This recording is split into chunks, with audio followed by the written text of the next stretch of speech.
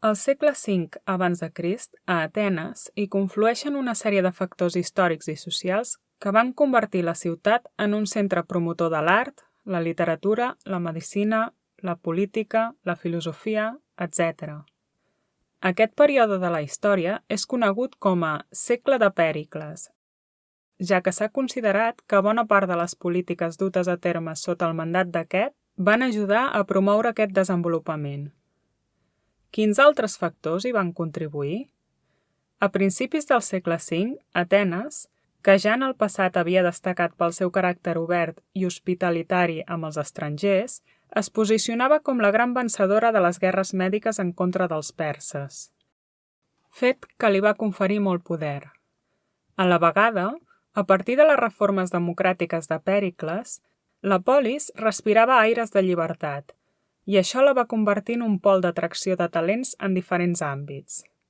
Només en els primers 2/3 de segle van confluir a Atenes figures com Hipòdam, Fídies, Èsquil, Sòfocles, Eurípides, Anaxàgores, Demòcrit, Sòcrates, Plató, etc.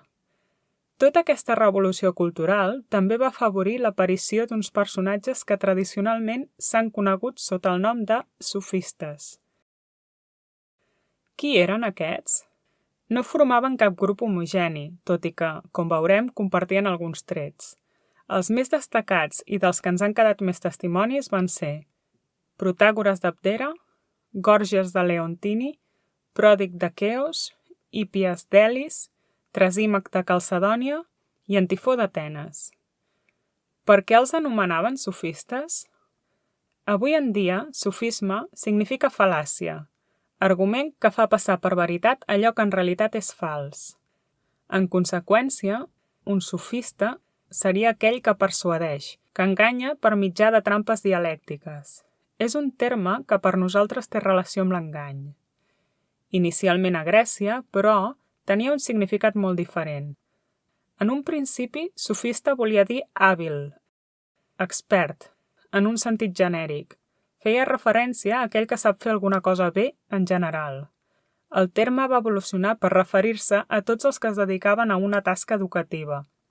Però en algun moment es va començar a aplicar la paraula només al grup de persones del que estem parlant, i el significat es va mantenir lligat al tipus d'ensenyament que oferien. L'ús pejoratiu del terme va començar a prendre forma precisament en aquest moment.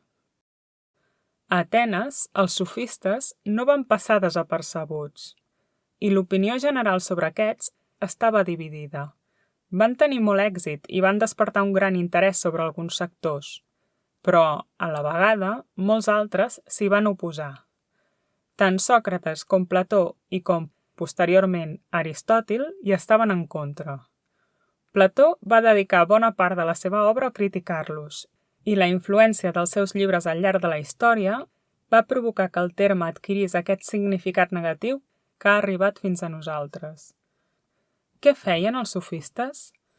Tot i que no es pot dir que formessin part de cap escola de pensament, tenien unes característiques més o menys comunes. La major part d'ells eren estrangers, i van anar a Atenes on es van dedicar a ensenyar. Tots havien viatjat molt i havien conegut diferents cultures i maneres de pensar diverses. Això els havia permès desenvolupar una mirada relativista, des de la qual qüestionaven les pròpies creences i institucions. Tots eren professors particulars, els seus alumnes aprenien a parlar en públic, a defensar les idees davant de l'Assemblea del Poble o dels tribunals. Amb les reformes democràtiques, la participació política era més gran, però la major part de nous ciutadans no havien gaudit d'una educació elevada.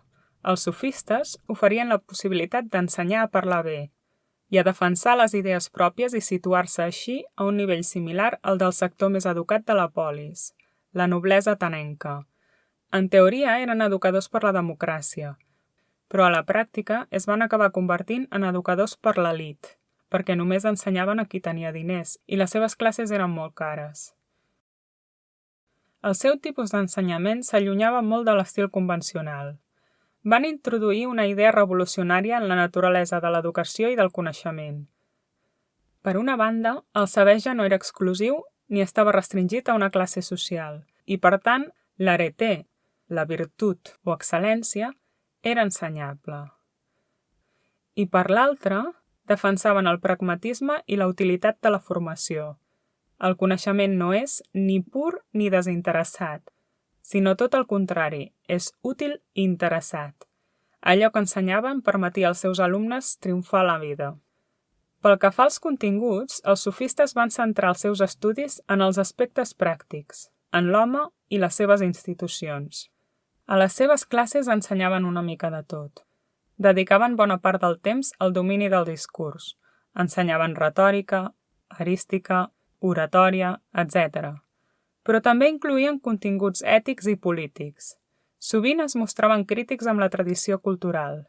Defensaven la idea que les institucions, la cultura, no són ni naturals ni divines. Són producte de l'ésser humà i, per tant, tota tradició i societat és fruit d'una convenció. Això que per nosaltres és una idea natural, a la Grècia del segle V abans de Crist era un escàndol. Sovint eren vistos com una mena de provocadors que criticaven les institucions. De fet, alguns d'ells, com Protàgores, es van enfrontar amb l'Estat per les seves idees. Molts d'aquests aspectes anaven en contra del pensament del moment i per això van despertar recels entre alguns sectors de la polis. Les acusacions més populars van ser fonamentalment dues. Per una banda, que els seus ensenyaments eren immorals i per l'altra, que no eren pensadors seriosos. Ara bé, el cert és que el nivell de preocupació que van aixecar demostra que molts ciutadans se'ls van prendre bastant seriosament. I és que totes les acusacions i reaccions en contra són, en el fons, una prova de l'impacte que van tenir. L'exemple més clar de tot això el trobem en el mateix Plató, que va titular algun dels seus diàlegs amb el nom de Sofistes famosos. En realitat, els sofistes van tenir un paper remarcable dins del pensament grec i la tradició filosòfica posterior. Com assenyala de Romilly, van ser els primers a convertir la relativitat dels coneixements en un principi fonamental, a aplicar el dubte metòdic a la moral, la religió i la metafísica, a elaborar una crítica radical dels valors i les creences imperants.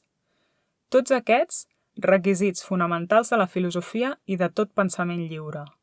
Fins i tot si el treball crític no hagués tingut cap altre efecte que provocar rèpliques i respostes, es manté la importància de la seva tasca, perquè, en paraules de la historiadora mateixa, a partir dels sofistes, la filosofia ja no revela. Està obligada a raonar i a provar. I amb això hem acabat l'explicació dels sofistes.